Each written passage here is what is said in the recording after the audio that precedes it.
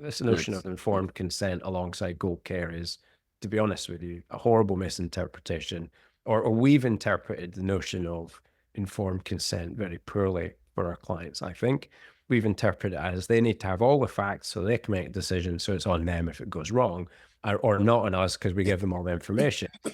Without considering the blatantly obvious fact that they're unqualified to deal with all of this information, and all you'll do is make them shut down if you show up and throw up.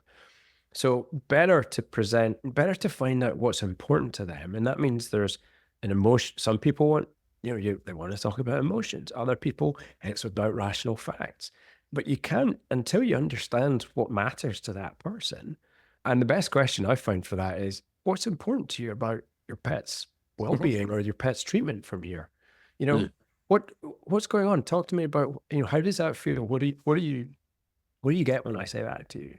And it gets you into a completely different part of a conversation. But once you understand that, so this dog actually was a gift from your husband who passed away, and that's why you don't want to do the anesthetic, and you're terrified of this thing.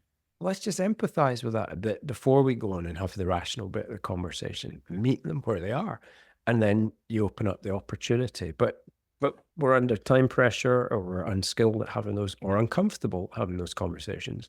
So we kind of don't. But I really think informed consent is about meeting in the middle.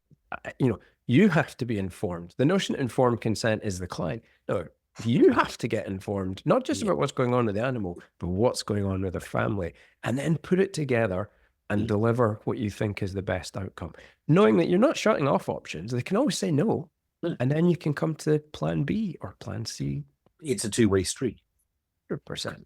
Well, plus the fact that client is paying money to see a professional for advice. Yeah, your advice. So there's a part to be played there as well. Once you've ascertained exactly where they're at and what's likely, you've got a right to put your tuppence worth into that conversation.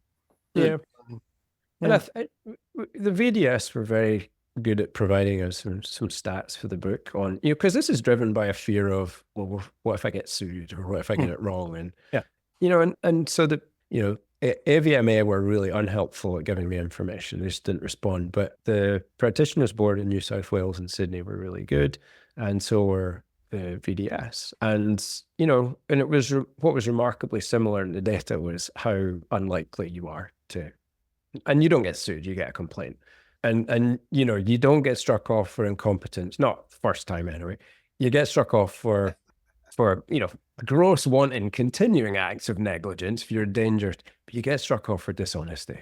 Yes. And so just meet them in the middle, make your honest recommendation based on the facts and the evidence before you in a way that they understand, and you're just not, you're less likely to go wrong, and your pet owner will trust you much more because you've connected. And I think that connection is just absolutely critical.